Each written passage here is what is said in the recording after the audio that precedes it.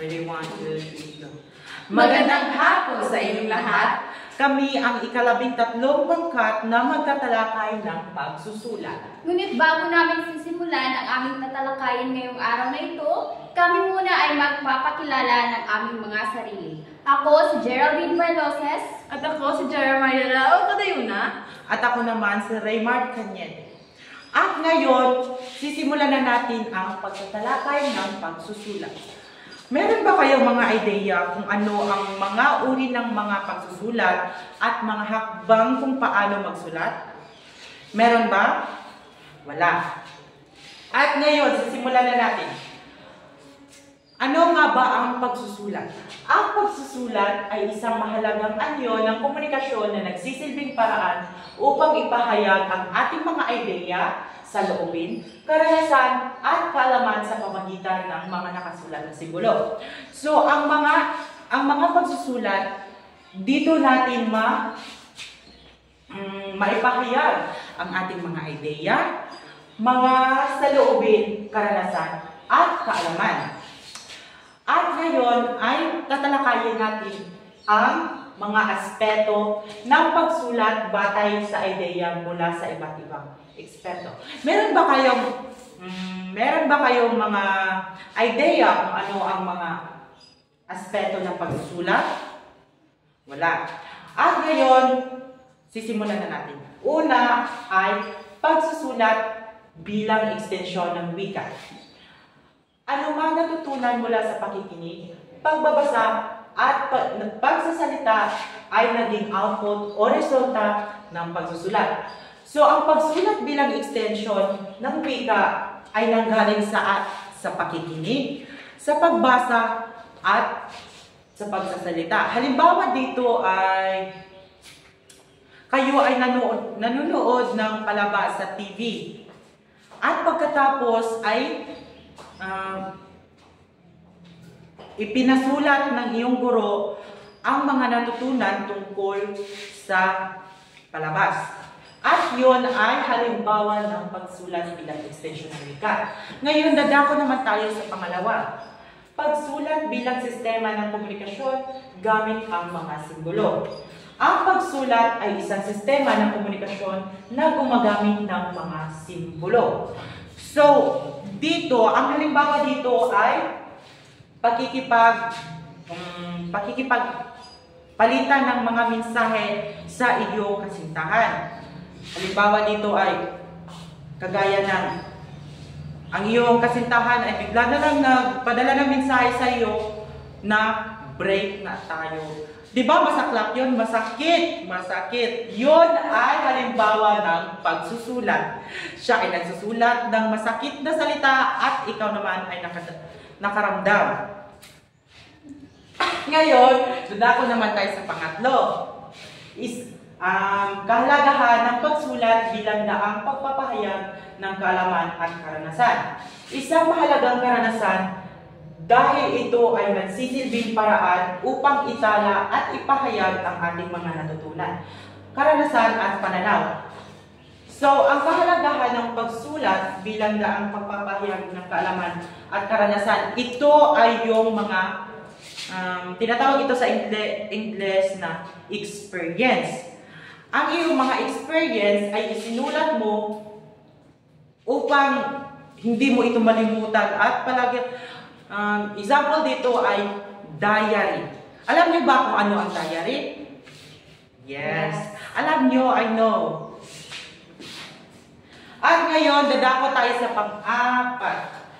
Pagsulat bilang paraan ng pag-iingat at pagpapayaman ng karanasan. Isang paraan ng pag-iingat at pagpapayaman ng ating mga karanasan.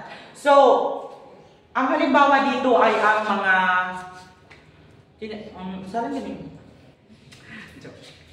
ang halimbawa dito ay yung mga mahusay na silang magsulat, gaya ni Jose Rizal, meron na silang sila ang nagpapayaman ng mga karanasan sa pagsulat. Tama ba po? Correct me if I'm wrong. At ngayon, dadako tayo sa panghuli o panglima. Pagsulat bilang output ng iba pangkomunikasyong kasanayan.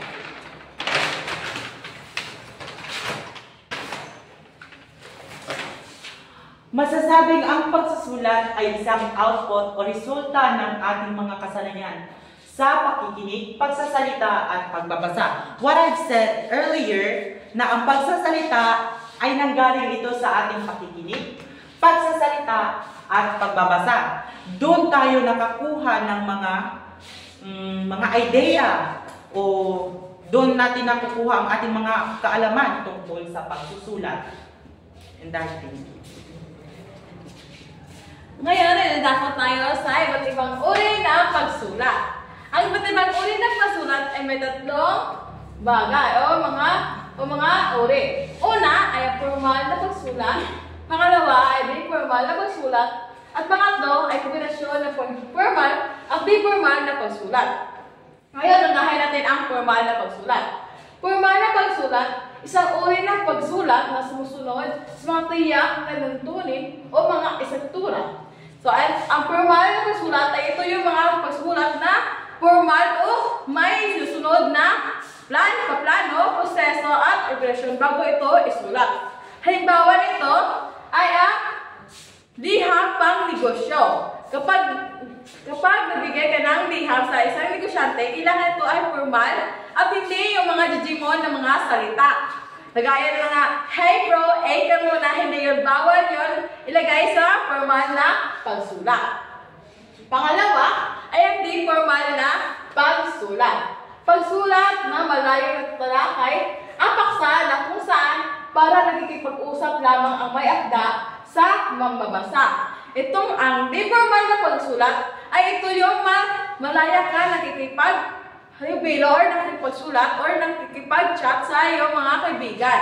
Ito yung mga pagsulat na ito ay ginagamitan ng mga jijimon or mga wika na lagi mong ginagamit ang araw-araw. Halimbawa nito ay nag-chat kayo sa iyong kaibigan. Ikaw ay gumagamit ng mga di-formal na mga sila, kagaya ng mga hey bro, what's up? Ito, yan ang mga di-formal na pagsulat. Ang pangatlo or ang panghuli sa iba't ibang uri ng pagsulat ay ang kombinasyon ng formal at di-formal na pagsulat. Ito ay mga pagsasama ng formal at di-formal na pagsulat. Ito, ang kombinasyon ng formal at di-formal na pagsulat, ito ay mga kombinasyon o mga kombinasyon nila kung magsulat sila. Pwede ka naman meron tong formal at di-formal. Halimbawa nito ay kapag meron mga survey or movie or kung mag-react ka sa mga movie, pwede ka ito ay formal pero may kasama ito mga opinion mo or mga di-formal na pagsulat. Ngayon ay talakay natin ang mga hakbang upang magkaroon ng mabisang pagsulat. Sa pagsulat, meron tayong mga hakbang na kailangan nating sundin upang magkaroon tayo ng mabisang pagsulat. Una dito ay ang pangangalap ng mga ideya. Ano nga ba ang pangangalap ng mga ideya? Ang manunulat ay nag-iipon ng mga kaisipan, impormasyon o karanasan na nais niyang ibahagi sa kanyang isusulat. So kapag ikaw ay isang manunulat, kailangan mong mag-iipon muna ng mga ideya kung ano ang dapat mong isulat sa iyong sulatin. Pangalawa ay ang pagpaplano ng pagbuo ng balangkas. Dito, itinakda ang tamang pagkakasunod-sunod ng mga ideya upang maging maayos at madaling sundan ang paksa. So, dito, kailangan natin sunod-sunurin ang mga salita or mga pangungusap upang mas maintindihan ng mga magbabasa. Dahil, halimbawa, kapag hindi magkakasunod-sunod ang mga salita, ito ay magdudulot ng hindi pagkakaunawaan. Ang pangatlo namang hakbang, ito ay ang paghahanda ng unang borador. Ang paghahanda ng unang borador ay isang preliminaryong bersyon ng inyong akda. So, sa hakbang na ito, kailangan mong magsulat, malaya kang makakapagsulat kung ano ang iyong nasa isip. Wala kang pakialam kung tama or wrong grammar ba ang iyong naisulat. At ang pang-apat, panghuling hakbang ay ang pagrebisan sa borador.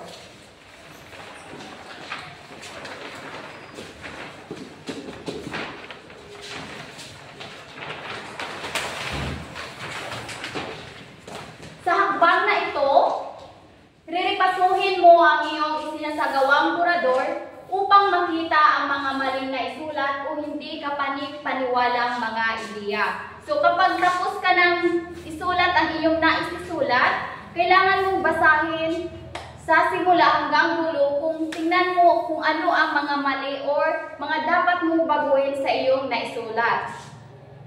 At ang panghuling topiko ay ang pagbabantas. Ang pagbabantas, ito ay isang mahalagang aspeto ng pagsulat. Sa pagbabantas, meron tayong 5 pagbabantas. Unang-una dito ay ang tuldok. Ang tuldok, ginagamit ito upang tapusin ang isang pahayag o pangungusap. So, halimbawa kapag nagsasalita ka, upang tapusin ang inyong sinasalita o pangungusap, kailangan mo itong gamitan ng tuldok. Ang pangalawa naman ay ang tandang pananong. Ginagamit ang tandang pananong kapag nagtatanong o nag-uusisa ng impormasyon. So kapag halimbawa nagtatanong ka, kahit anong tanong, halimbawa nagtatanong ka ng pangalan, lugar o ano pa man, so kailangan mo itong gagamitan ng tandang pananong. Pangatlo is ang tandang padamdam. Ang tandang padamdam, ito ay ginagamit upang ipakita ang matinding damdamin o emosyon ng isang tao, tulad ng galak, takot, o pagkamangha. So halimbawa kapag ikaw ay nasa shock or nabigla, so ang dapat gamitin na pagbabantas ay tandang padamdam. Pang-apat ay ang kuwit. Ang kuwit, ginagamit upang paghiwalayin ang magkakasunod-sunod na salita, parirala, usugnay sa isang pangungusap, at upang malinaw na ipakita ang paghihiwalay ng mga ideya. So, ginagamit ang kuwit kapag kailangan paghiwalayin ang mga magkakasunod na salita, tulad na lamang ng salita, parirala, o sugnay. At ang huling pagbabantas ay ang kuma. Ang kuma, ginagamit sa loob ng pangungusap upang ipakita ang pagpapahinga o paghihiwalay ng mga magkakahiwalay na bahagi ng pangungusap. So, tulad rin ng kuwit, ang kuma, ginagamit ito sa isang pangungusap upang magkaroon tayo ng pahinga. Hindi yung diretso-diretso nating babasahin ang isang pangungusap. Yun lamang po. Thank you. At doon nagtatapos ang ating talakayan ngayong hapon. Sa muli, ako si Raymar Cañete. At ako si Geraldine Bailoses. At ako si Jera Mariana. O, kalayo na. Magandang hapon. Magandang hapon sa inyo lahat. Kita ko ba?